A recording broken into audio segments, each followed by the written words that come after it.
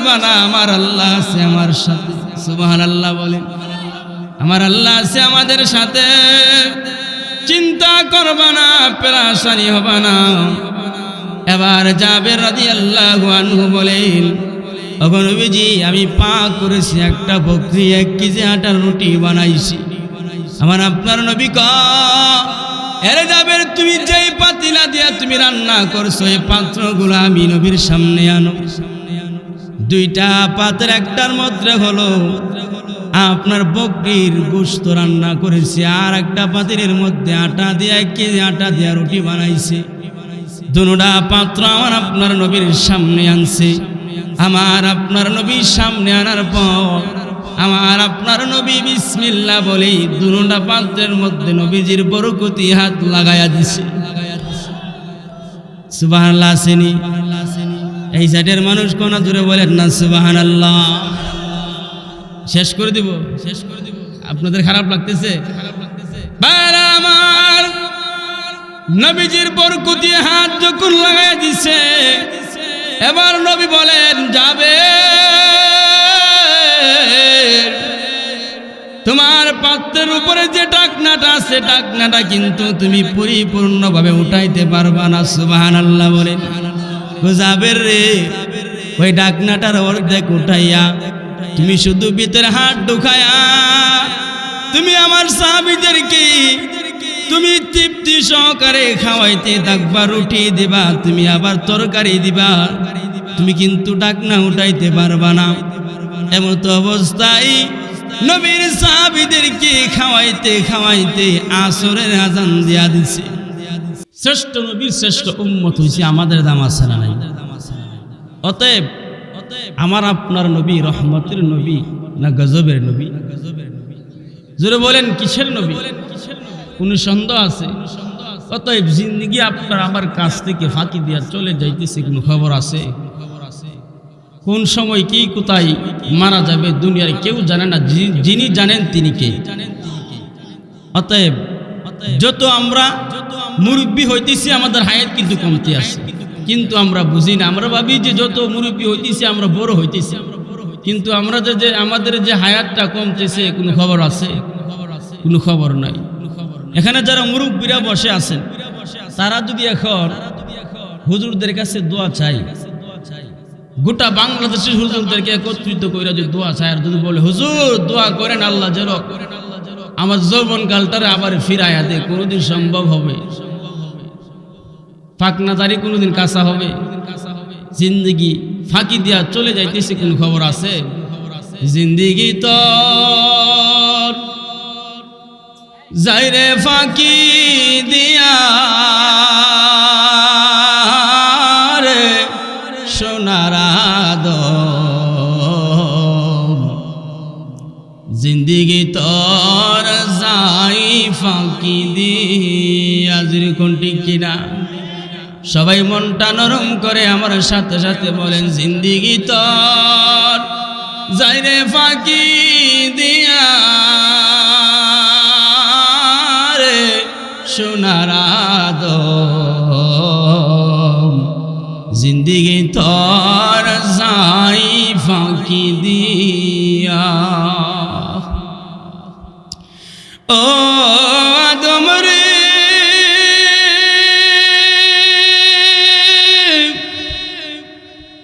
ওরে কামিন রে কোলেতে কাল ঘুমেতে রইলি তুই, সারা নিশি কাটাইলি তুই ঘুমায়া ঘুমায়া রে সোনার আদম, জিন্দেগি তোর যাই ফাঁকি দিয়া। সবাই বলেন না, জিন্দেগি তোর যাইরে ফাঁকি দিয়া রে সোনার আদম, জিন্দেগি তোর যাই ফাঁকি দিয়া। ও আদম রে, ওরে পাক দরিয়া গেছে দারি, দন্ত আসে গোটা চারি, সমন জানে কে আছে করিয়া রে সোনার আদম জিন্দিগি তোর যাই ফাঁকি দিয়া জিন্দিগি তোর যাই রে ফাঁকি দিয়া রে সোনার আদম জিন্দিগি তোর যাই ফাঁকি দিয়া জুড়ে কোন ঠিক কিনা আমার আপনার কাছ থেকে আমার আপনার মূল্যবান সময়টুকু নষ্ট হয়ে যাইতেছে আমার আপনার কোনো খবর নাই আমার মালিকের কাছে আমি আর আপনি কি জবাব দিব জুড়ে কোন ঠিক কিনা অতএব আমার তেলাওয়াত কি তো আয়াতে আমার আল্লাহ রব্বুল আলামিন বলেন গোলাম তোমরা যদি আমি আল্লাহর ভালোবাসা পাইতে চাও তাহলে তোমরা ফাত্তাবিউনি তোমরা আমার বন্ধুর অনুসরণ করো সুবহানাল্লাহ বলেন এই বলেন তো আমার আপনার নবীর দাম কম না বেশি অন্য অন্য নবীদের চাইতে কম না বেশি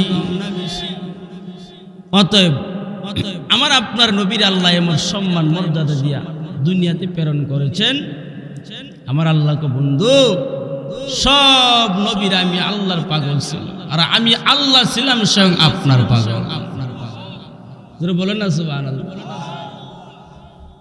সব নবীরা আদম থেকে নিয়া ঈসা রুহুল্লাহ পর্যন্ত যত নবী আল্লাহ দুনিয়াতে প্রেরণ করেছেন সব নবীরা ছিলেন আল্লাহর পাগল আল্লাহ কো বন্ধু আমি আল্লাহ আপনার মহাব্বত করে হাবিবুল্লাহ উপাধি দিয়েছি এর মানে হইল আমি আল্লাহ আপনার পাগল ছিলাম নবীর দাম কম না বেশি অতএব নবীর অনুসরণ অনুকরণ করা দরকার আছে না নাই সবাই কথা বলেন অনুসরণ করা দরকার আছে না নাই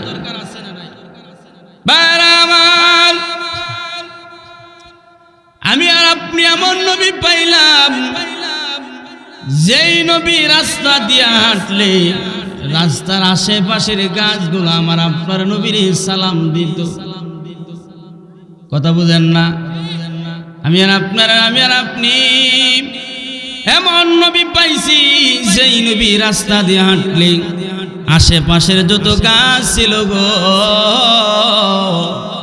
সমস্ত গাছ একত্রিত হইয়া আমার আপনার নবীর পিছনে পিছনে রওনা হয়ে যেত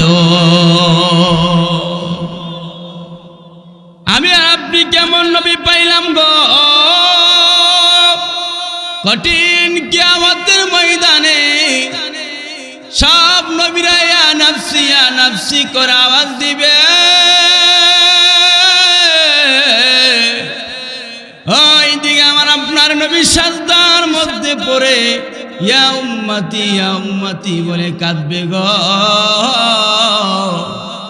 আমি আর আপনি এমন নবী পাইছি কঠিন মুহূর্তে আপনারে আমারে বলে যাইবেন আল্লাহু আকবার বলেন আহারে আমার আপনার নবী সাজদার মধ্যে পড়ে কাঁদবেন গো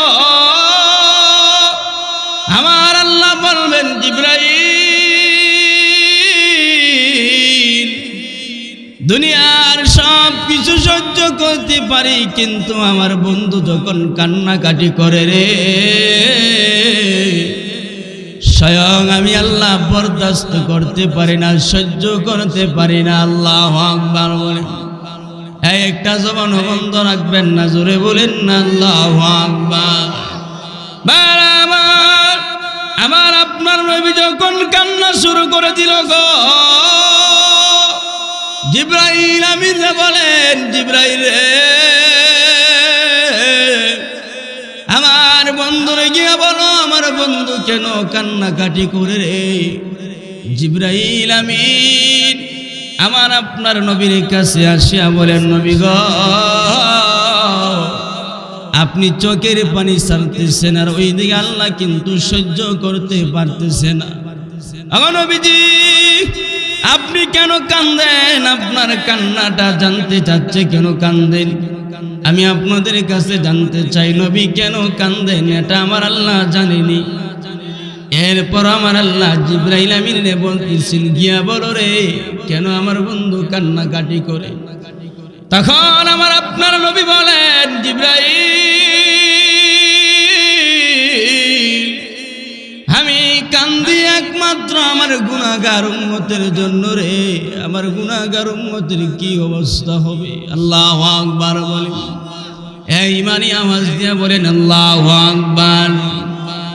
অতএব জিবরাইল আমিন আল্লাহর কাছে গিয়া বলেন, মালিক,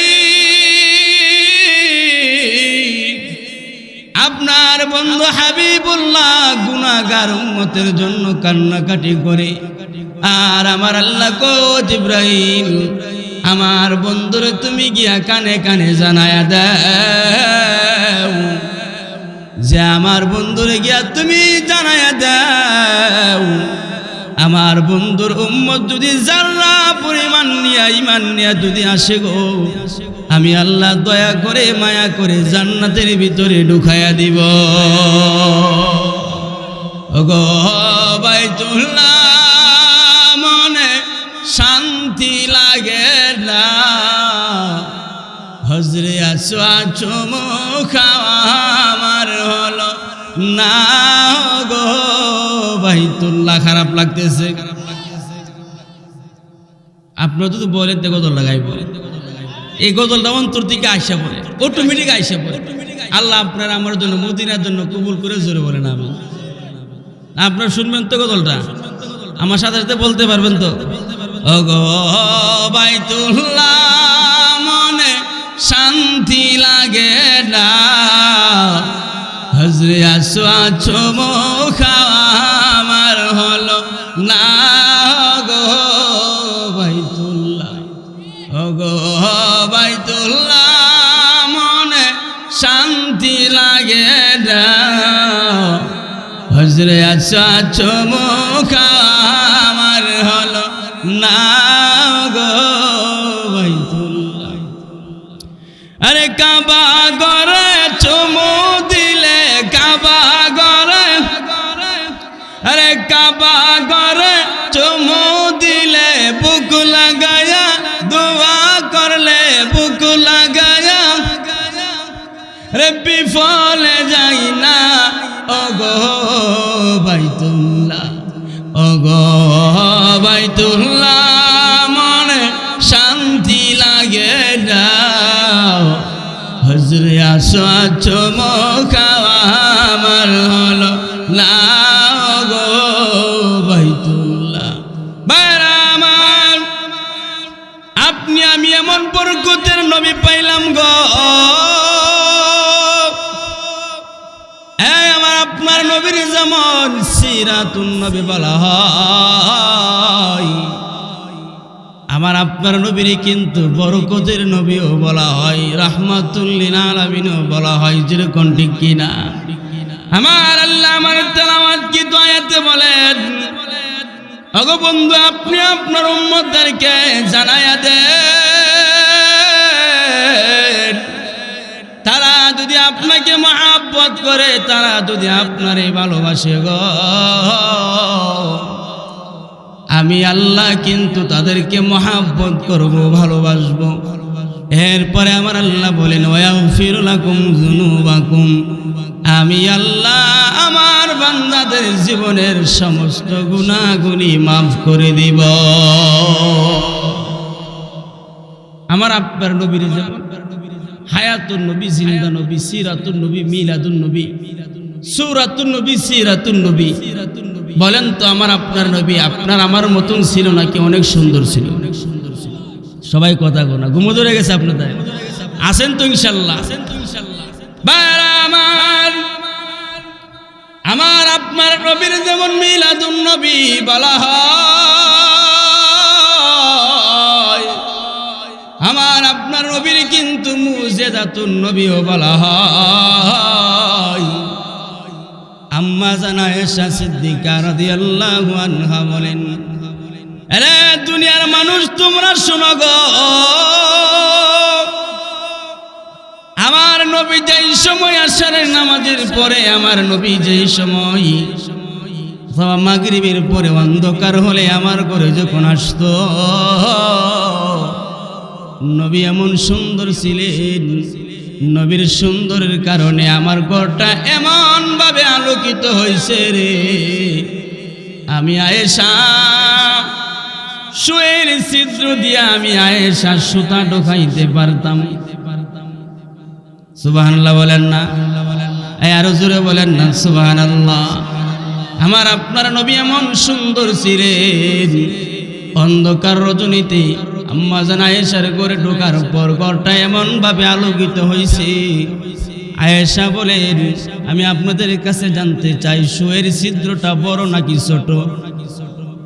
শুয়ের ছিদ্র দা সুতা ঢোকাইতে পারতো, তাহলে বলেন তো কেমন আলোকিত হয়েছিল? সুবহানাল্লাহ বলেন।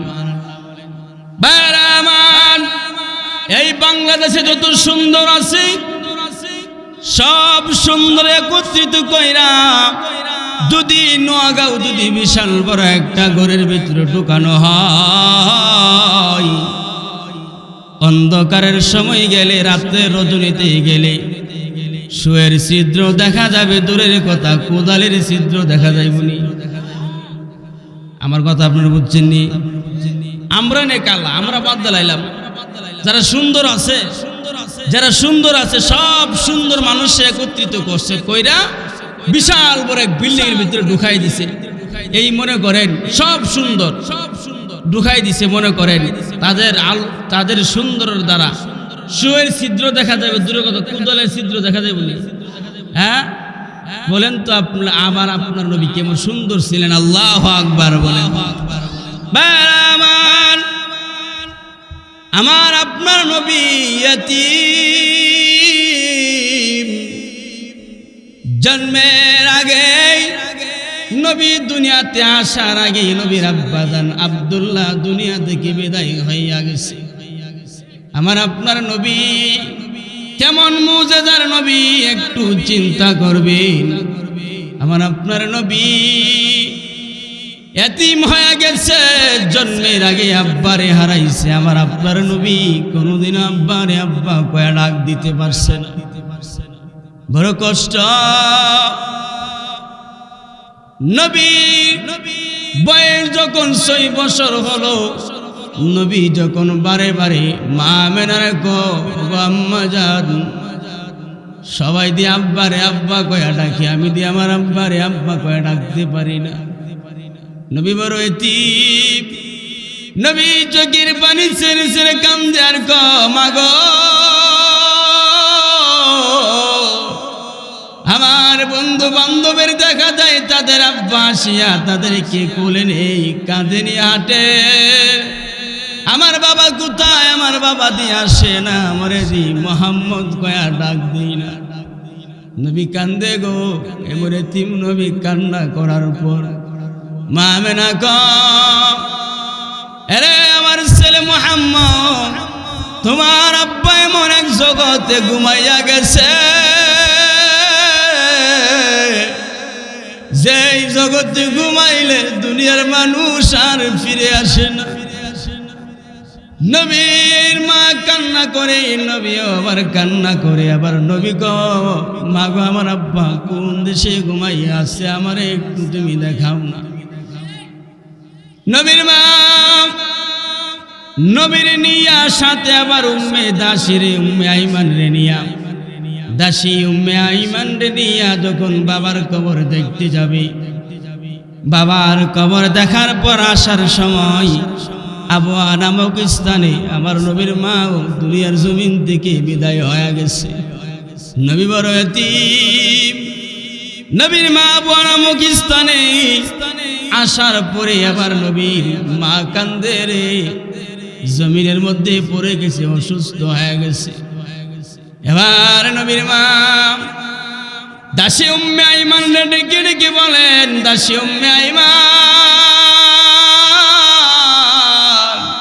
আমার মনে হয় আমি আর মক্কাতে আর যাইতে পারবো না, আমার সময় মনে হয় শেষ হয়ে গেছে রে। দাসী উম্মে আইমান কান্দে, আমার আপনার নবীরে মা আমেনা এবার ডাক দিয়া কো বাবারে, আমার মনে হয় তোমার নিয়ে আর কোনোদিন রাত কাটাইতে পারবো না। আমার নবী বড় এতিম হয়ে গেছে। আমার নবী কান্নাকাটি শুরু করে দিছি, কারণ আমার নবী মারে ছাড়া কোনোদিন ঘুমাইতে পারছে না। আমার নবীর মা আমেনা নবীরে 3 বেলা খাওয়াইতো নিজের হাত দিয়া। সুবহানাল্লাহ বলেন। আসার সময় বাবারে হারাইছে। নবীর বয়স যখন আবার 8 বছর হলো, নবীর দাদা আব্দুল মুত্তালিব নবীর লালন পালন করত। 8 বছর হওয়ার পর দাদা আব্দুল মুত্তালিব দুনিয়ার জমিন থেকে বিদায় হয়ে গেছে। নবী বড় এতিম। নবীকে জন্মের আগে বাবা হারাইলাম, বাবার কবরে দেখতে যাইয়া মারেও হারাইয়া ফেলেছি। আবার আমার দাদা আমার লালন পালন করতো রে, মহাব্বত করতো, ভালোবাসতো, দাদারেও হারাইয়া ফেলেছি। আল্লাহু আকবার বলেন। এবার নবীর চাচা আবু তালেব নবীরে দেখাশোনা করতো। নবীর চাচা আবু তালেব নবীর নিয়া সিরিয়া যাবে ব্যবসা করার জন্য।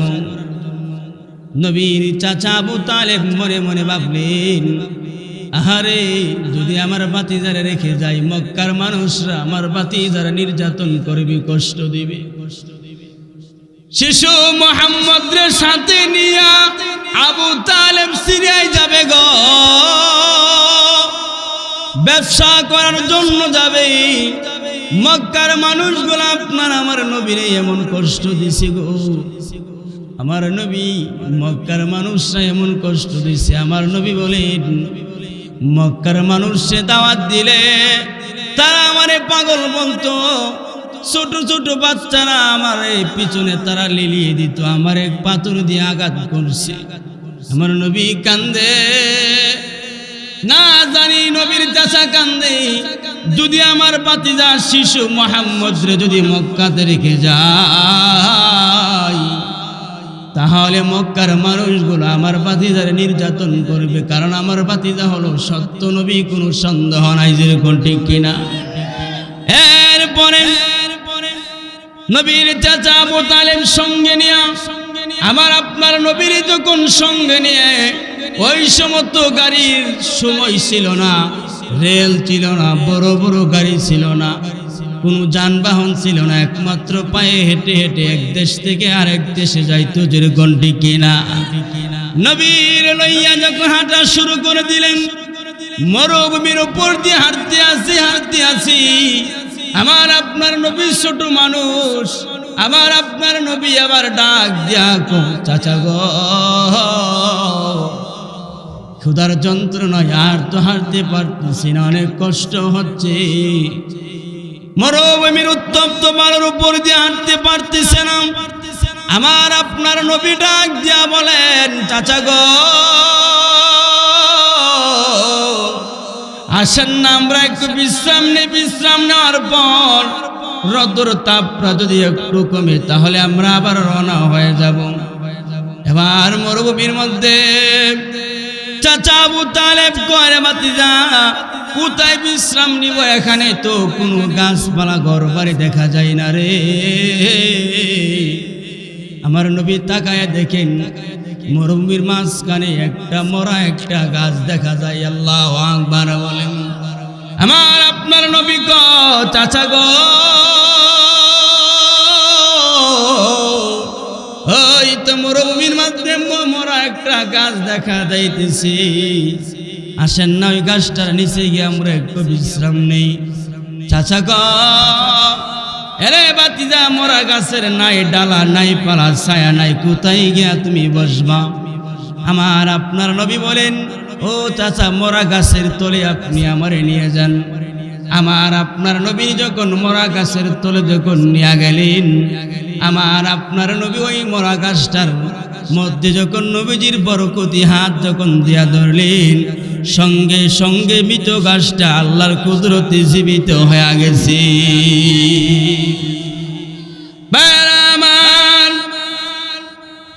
মৃত গাছটা জীবিত হয়ে গেছে, এখনো পর্যন্ত গাছটা আছে, যেই গাছটার নাম হলো সাহাবী গাছ। আল্লাহু আকবার বলে। এই বলেন তো আমার আপনার নবীর মুজিজা আছে না নাই? আমার আপনার নবী বরকতি হাত দ্বারা দোয়ার কারণে মৃত গাছটা জীবিত হইয়া চতুর্দিকে ডালপালা সরে গেল, নবীর ছায়া দিতে শুরু করতে লাগলো। আবু তালেব তাকায় দেখে আসমানের মেঘমালা পর্যন্ত আমার আপনার নবীর ছায়া দিতে শুরু করতে আসি। সুবহানাল্লাহ আসেনি? আমার কথা আপনারা বুঝতেছেন তো? তাহলে সুবহানাল্লাহর জায়গায় একটু শক্ত করে আওয়াজ দিয়ে সুবহানাল্লাহ বলেন, বলেন না সুবহানাল্লাহ। আমার আপনার নবী বরকতের নবী, মুজাদের নবী, কোন সন্দেহ আছে? শেষ নবী কোন সন্দেহ আছে? মির্জা গোলাম আহমদ কাদিয়ানি যে নবী দাবি করে সে ভালো না বন্ড? এই জোরে বলেন, এই জোরে বলেন, জোরে বলেন, জোরে বলেন। কাফের কাফের কাফের কাফের যারা মনে করেন মন থেকে বলবে না, আপনার না, যারা স্বীকার করবে না যে কাদিয়ানিরা কাফের না, তারাও কাফের হবে না। এই আমার নবীর পরে কোন নবী আছে? এই নবুয়তের তালা বন্ধ না খোলা? নবীর পরে কোন নবী আসবে? তাহলে আপনারা, আমি বলবো কাফের কাফের, আপনারা বলবেন কাদিয়ানিরা। নবীর পরে নবী নাই সংসদে। এই বলে নবীর পরে নবী নাই, এই কাফের কাফের। আমার নবুয়তের তালার মধ্যে আমার আল্লাহ, নবুয়তের তালার মধ্যে আমার আল্লাহ এমন ভাবে চাবি মাইরা বন্ধ করে দিয়েছেন, এই তালা আর কোনোদিনও খুলবে না। যেরকম ঠিক কিনা? আমার আপনার নবী কেমন রহমতের নবী গো, কেমন বরকতের নবী। আমার আপনার নবী এক রাস্তা দিয়ে হাঁটতেছিল, আমার নবী হাঁটার পর একটা উট আপনার আমার নবীরে সালাম দিয়া দিছে। সবাই বলেন না সুবহানাল্লাহ। আমাদের এলাকার উট গুরু পশু পাখিরা মনে আপনাদের সাথে কথা বলে, এই জোরে বলেন কথা বলে।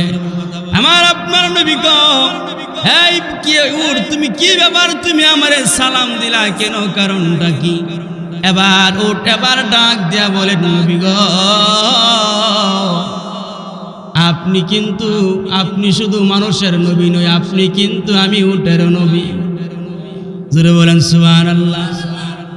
এই পৃথিবীতে যা কিছু আছে সব কিছুর জন্য আমার আল্লাহ রাহমাতাল লিল আলামিন হিসাবে নবীরে প্রেরণ করছেন, কোন সন্দেহ আছে? এবার উঠো, এখন নবীজি আমি কিন্তু আপনার উম্মত। সুবহানাল্লাহ বলে। এবার আমার আপনার নবী কয়, রে কি ব্যাপার, তুমি আমারে সালাম দিলা কেন? এবার ওর আপনার আমার নবীর কাছে বিচার দেই, নবী গো, আমার মালিক আমারে কষ্ট দেই, ভালোভাবে আমারে খাবার দাবার দেই না। এখন নবীজি কেন খাবার দাবার দেই না? আমি একটু বয়স্ক হয়ে যাওয়ার কারণে আমার মালিক আমার দিয়ে ভালোভাবে হাল চাষ করাইতে পারে না। আমি আগের দিকে দুর্বল হয়ে গেছি, এই জন্য আমার মালিক আমারে কষ্ট দেই, ভালোভাবে খাবার দাবার দেই না। আর ওই উটের মালিক ছিল একটা ইহুদি। আমার আপনার নবীর কাছে বিচার দেওয়ার পর উটের মালিকের কাছে গিয়া বলেন, এই মেয়ে আপনি কে? উটের মালিক। হা উটের মালিক। আপনি উটটারে কষ্ট দেন কেন? এবার ইহুদি আশ্চর্য হয়ে বলেন যে আমি কষ্ট দেই আপনারে কে বলছে? সুবহানাল্লাহ বলেন। এরপরে আমার আপনার নবী বলতেছেন, তুমি নাকি তারে ঠিক 3 বেলা খাবার দাবার ভালো করে দেও না, কারণটা কি? ইহুদি এবার আশ্চর্য হয়ে বলেন যে আমি যে খাবার দাবার দেই না আপনারে কে বলছে? আপনি কিভাবে জানলেন? আমি কিভাবে জানছি রে? উটের কথা যদি আমি নবী না বুঝি, আমি নবী কিভাবে হইলাম? আল্লাহু আকবার বলেন। এবার উটের সামনে নিয়ে মালিককে উপস্থিত করাইয়া বলেন, এরে উট কি ব্যাপার, তোমার কি সমস্যা বল রে? উটটা আমার নবীর কানে কানে গিয়া বলে, নবী গো, আমার মালিক আমার কষ্ট দিয়ে। আল্লাহু আকবার বলে। এবার উটের মালিক আমার আপনার নবীর ডাক দিয়া বলেন, নবী গো, জঙ্গলার হরিণ পর্যন্ত আপনি নবীর চিনল, আমি মানুষ হইয়া আমি আপনি নবীর চিনতে পারলাম না। সুবহানাল্লাহ বলেন। নবীজি, আপনি আর একটা সেকেন্ড দেরি করবেন না, কালিমা পড়াইয়া সঙ্গে সঙ্গে মুসলমান বানায়া দে। ওরে যার প্রেমেতে মজনু হলো, যার প্রেমেতে মজনু হলো, খুদে রব্বানা একজন নবী আসিল গো সোনার মদিনায়। খারাপ লাগে? তাহলে আমার সাথে সাথে বলেন, ওরে যার প্রেমেতে মজনু হলো, যার প্রেমেতে মজনু হলো, খুদে রব্বানা একজন নবী আসিল গো সোনার মদিনা। একজন নবী আসিল গো সোনার মদিনায়। একজন নবী আসিল গো। ওরে জাহানা গো মনের তরে,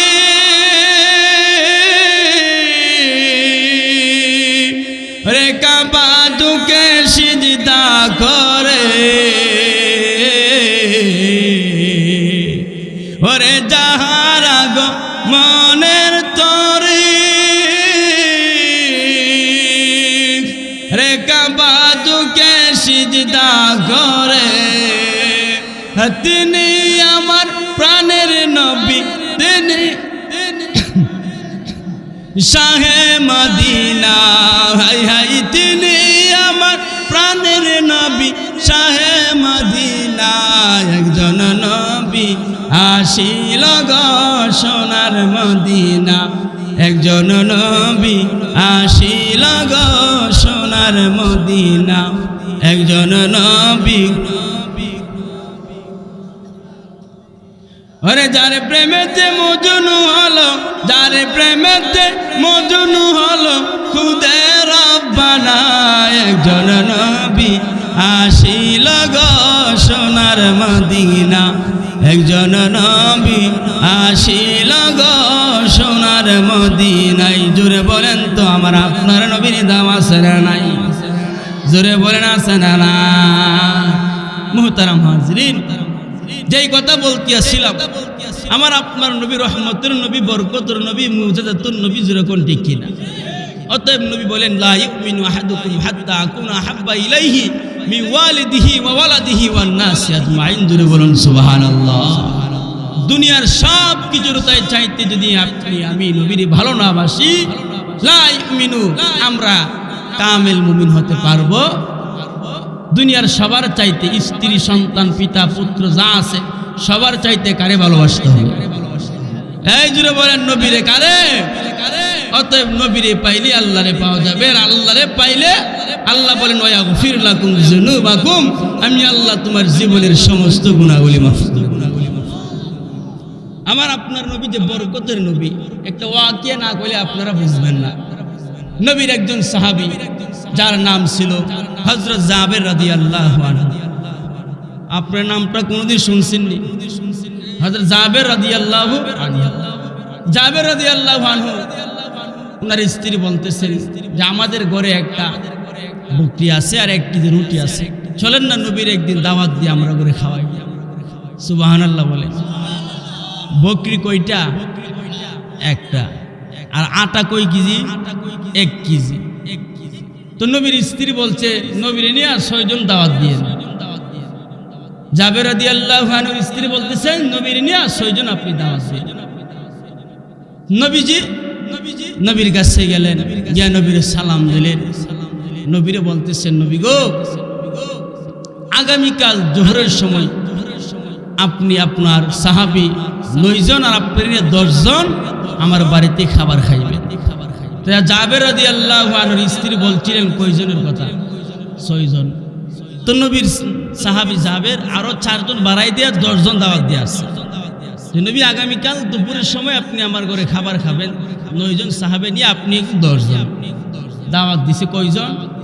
10 জন। তো নবী ওই সময় যুদ্ধ চলাকালীন অবস্থায়, এই তো হুজুর বলছে, হুজুর কিসের যুদ্ধ? খন্দকের যুদ্ধ। যুদ্ধ চলাকালীন কোন কোন রেওয়াতে আসছে মুজাহিদ ছিল আপনার 1500, আবার কোন কোন রেওয়াতে আসছে নবীর সাহাবীরা মুজাহিদ ছিল 3000। সুবহানাল্লাহ বলেন। তো নবী 3000 সাহাবীদেরকে দাওয়াত দিয়ে দিয়েছে। জোরে বলেন না সুবহানাল্লাহ। আর জাবের রাদিয়াল্লাহু দাওয়াত দিছিলেন কয়জন? 10 জন। আর নবী দাওয়াত দিছে কয়জন?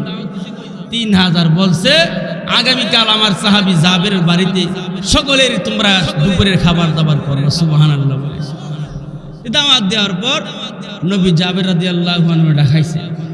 জাবের তুমি আমার দাওয়াত দিছিলা কতজন? ইয়া রাসূলুল্লাহ 10 জন। আমি তো দাওয়াত দিয়ে দিছি আমার 3000 সাহাবীদেরকে।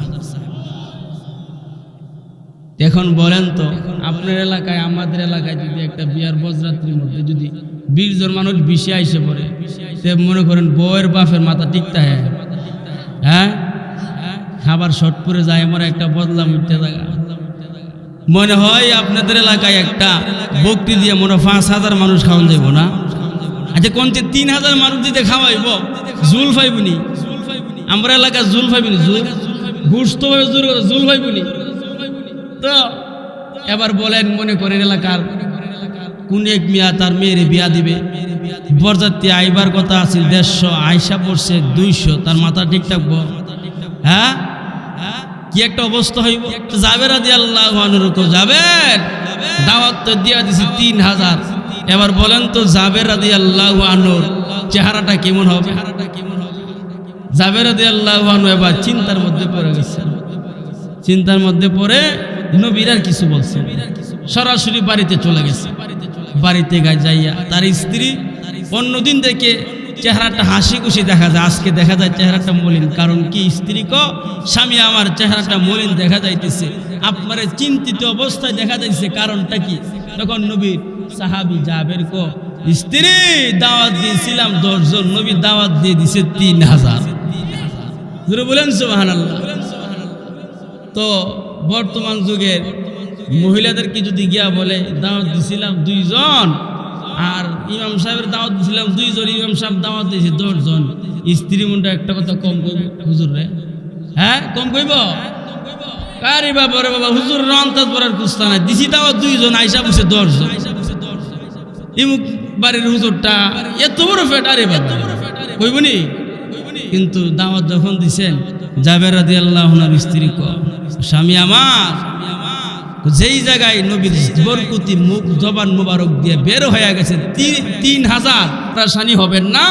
ওগো নবীজি, ওগো আমার স্বামী, নবীর ইজ্জত যেই কথা আমার আল্লাহর ইজ্জত সমান কথা। যেহেতু নবীর বরকতি মুবারক জবান মুবারক দিয়া কথা বের হয়ে গেছে, 3000 সাহাবী নবী কিভাবে খাওয়াবে? নবীরটা নবী বুঝবে। সুবহানাল্লাহ বলে। বলেন তো বকরি কয়টা? একটার আটা মনে 10 কেজি না 5 মণ? 1 কেজি আটা। দাওয়াত দিছে কয়জন? 3000।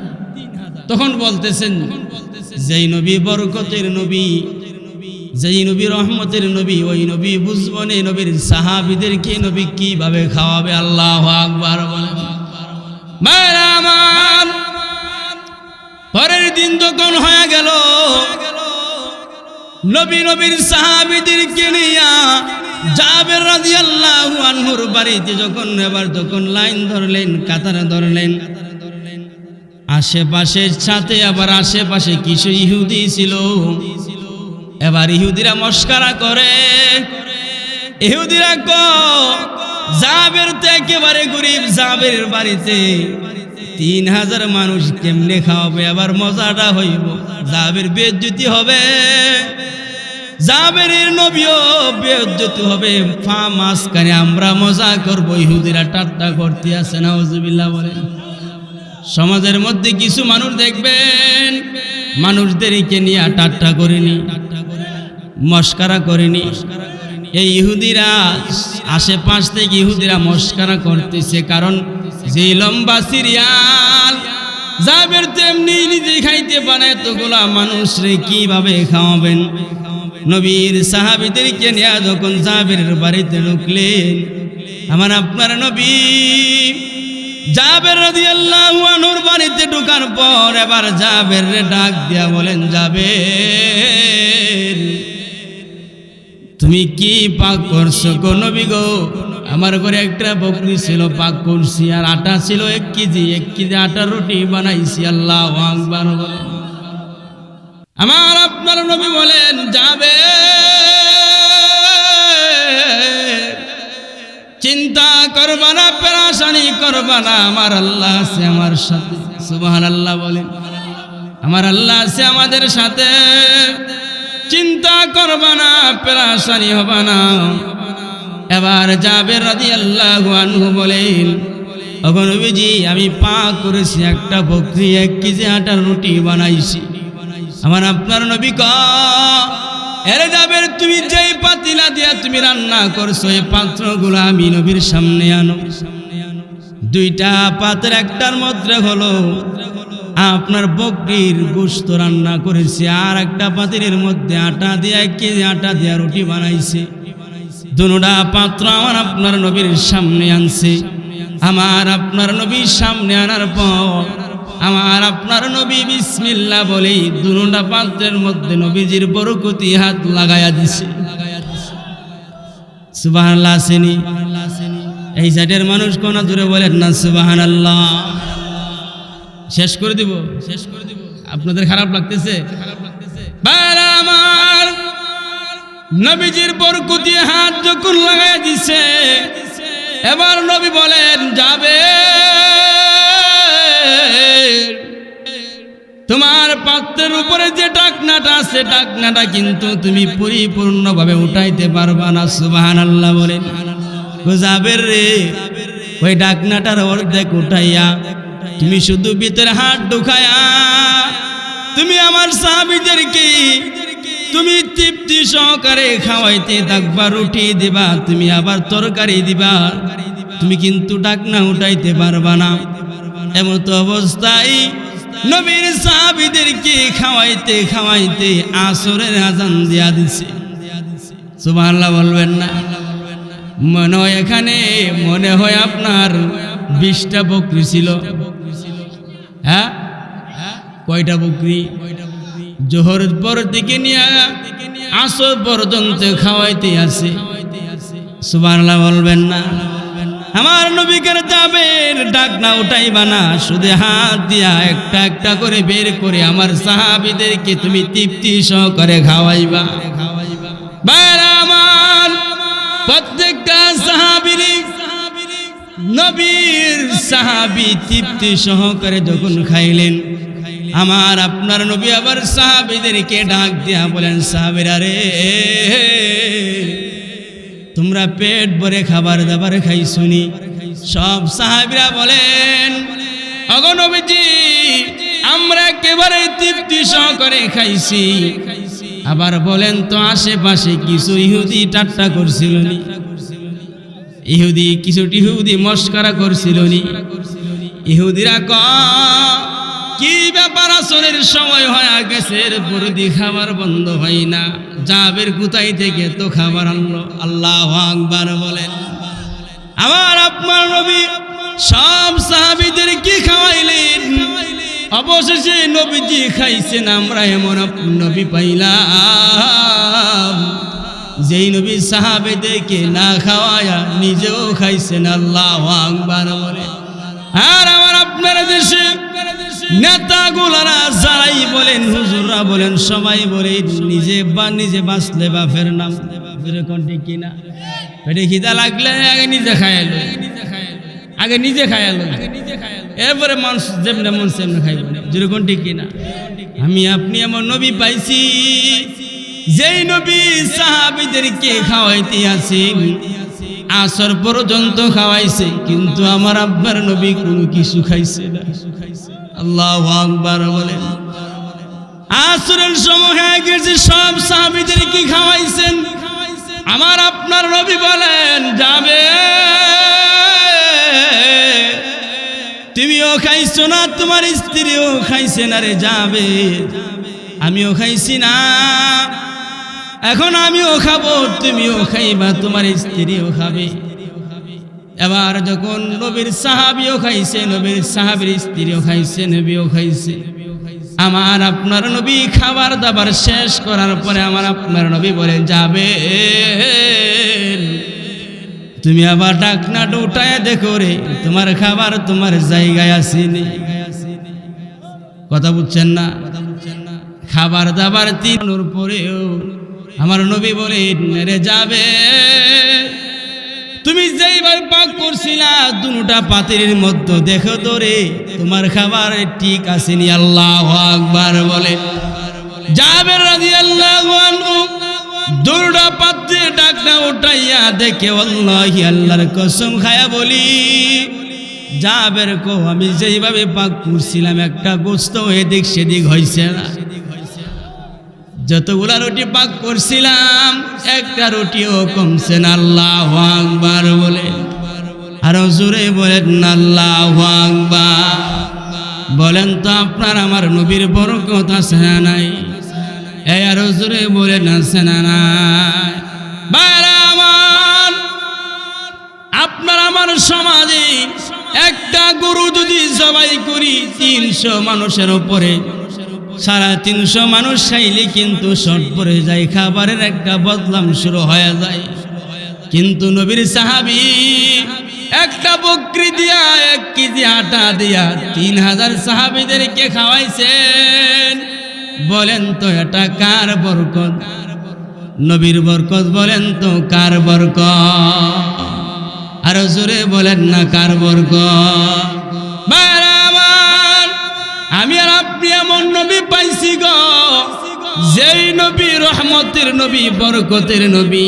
আমার আপনার নবীর মুজিজা আছে না নাই? আর জোরে বলেন না আছে না নাই? নবী যখন কোরআন তেলাওয়াত করত কাফেররা মস্করা করত, কাফেররা বলতো আব্দুল্লাহর বেটা মুহাম্মদ পাগল। কিন্তু নবী যখন কোরআন তেলাওয়াত করত গো, আবু জাহেলের রাত্রে বেলা ঘুম ধরতো না, উতবা সাইবা রাতের ঘুমটারে হারাম কইরা নবীর বাড়ির পিছনে যাইয়া নবীর কোরআন তেলাওয়াত শুনতো। আল্লাহু আকবার বলেন। আমার আমি আপনি আমার নবী পাইছি, আহারে নবীরে কলঙ্কিত করার জন্য, নবীরে অপবাদ দেওয়ার জন্য, নবীরে অপবাদ দেওয়ার জন্য কিছু সংখ্যক কাফের এবার নবীর চক্রান্ত করার জন্য আবু জাহেলের কাছে, আবু জাহেল তো নেতা ছিল না, মক্কা বড় নেতা ছিল। আবু জাহেলের কাছে দেখেন আমার নবীর মুজিজা কেমন। আবু জাহেলের কাছে এক লোক টাকা পাইবো, একটা ফাতি নেতা, সেও কাফের আছিল। আপনার আমার সমাজে ফাতি নেতা আছে না নাই? বড় নেতার পরে ফাতি নেতা আছে না নাই? তো আপনার এক কাফের নবীর কাছে টাকা, এক কাফের ছোট কাফের, মানে কাফের তো একটা ফাতি নেতা আছিল। আবু জাহেলের কাছে টাকা পা 2 বছর হয়েছে, কিন্তু আবু জাহেল তো টাকা দেয় না। আর আবু জাহেল ছিল দাবরশালী লোক। বর্তমান দেখবেন যে মানুষের ক্ষমতা আছে, একজন গরিব মানুষ থেকে টাকা নিলে টাকাটা তো সহজে উদ্ধার করতে পারে না। কথা ঠিক কিনা? কোনো ভুল আছে কথা? তো নবীর আবার চক্রান্ত করার জন্য কিছু কাফের একত্রিত হয়েছে। তো ওই কাফেরটা মক্কাতে গেছে, আবু জাহেলের বাড়িতে ঢোকার আগে কিছু কাফের পাইছে সামনে, পায় কই মিয়া তোমাদের নেতার কাছে কিছু টাকা পাই, 2 বছর হয়ে গেছে, টাকাটা তো এখনো দেয় না, আমি শেষ করে দিচ্ছি। কই এখনো তো টাকাটা দেয় না। ওই কিছু সঙ্গে কাফের বহুদিন পরে একটা সুযোগ পাইছি রে, সবাই আমার দিকে একটু খেয়াল হন, 2 মিনিটের ভিতরে আমি শেষ করে দিচ্ছি। বহুদিন পরে একটা সুযোগ পাইছি, কথা আপনারা বুঝতেছেন নি? আপনার খেয়াল আসেনি, আমার দিকে মনোযোগ আসেনি, এটা বলে আমি শেষ করে দিব। তো কিছু সঙ্গে কাফের বহুদিন পরে একটা সুযোগ পাইছি, সুযোগটা কাজে লাগায়নি। তো কাজে লাগাইলো, ওই মিয়া তুমি যে টাকা পাও, ও কার কাছে? আবু জাহেলের কাছে। আবু জাহেলের কাছে তুমি টাকা তো উদ্ধার করতে পারবে না যতক্ষণ পর্যন্ত আবু জাহেলের একটা বাতিদা আছে মুহাম্মদ যদি না বলে, তাহলে এই টাকা আবু জাহেল কোনোদিনই দিব না। বলেন তো মুহাম্মদের সাথে, আমার আপনার নবীর সাথে আবু জাহেলের ভালো সম্পর্ক ছিল না খারাপ সম্পর্ক ছিল? জোরে বলেন, ভালো না খারাপ? এমনই তো নবীরে দেখতে পারে না। তো নবীর কাছে কাফের গেছে গিয়া ওগো নবীজি, আপনার চাচা আবু জাহেলের কাছে আমি টাকা পাই, কিন্তু টাকা তো দিতেছে না। ও ঠিক আছে, কোন নবী গো, আপনি যদি বলেন তাহলে আপনার চাচা টাকা দিয়া দিব। আমার আপনার নবী তো রহমতের নবী, মানবতার নবী। আমার আপনার নবী কাফেরদের সঙ্গে নিয়ে আবু জাহেলের বাড়িতে গেলেন। আবু জাহেলের বাড়িতে যাওয়ার পর এবার গিয়া ডাক দিচ্ছেন আবু জাহেলের দরজার মধ্যে, ধরার সঙ্গে সঙ্গে ডাক দিলেন, চাচা আপনি কি বাড়িতে আছেন? আমার আপনার নবী যেই সময় যেই মুহূর্তে আবু জাহেলের বাড়ির দরজার মধ্যে গিয়ে ধরলেন, সঙ্গে সঙ্গে আবু জাহেলের ঘরে ভূমিকম্প শুরু হয়ে গেছে। আর কিছু সংখ্যক কাফেররা দেখতে আছে যে এখন কারণ এরার কত হইলে চাচাপাতির দিয়ে একটা দরবার লাগাই দিয়ে, কারণ তারা তো মিল না, গিয়া যখন টাকা চাইব এমনিতে আবু জাহেল আর নবী একটা ঝগড়া সৃষ্টি হয়ে যাবে, এটা চক্রান্ত করতে আছে। আর কিছু সংখ্যক কাফের দূর থেকে দেখতেছে, এবার চাচা বাতিজার দরবার দেখব। বলেন তো আপনার আমার সমাজে এমন মানুষ আসেনি? চাচারে বাতিজার দিয়ে লাগাই দে, বাপ আর পুত্রে দিয়ে ঝগড়া লাগাই দে, আছে না নাই? মোহতারাম হাজিরিন, আমি আর এই বিস্তারিত আলোচনা এখানে শেষ করে দিলাম।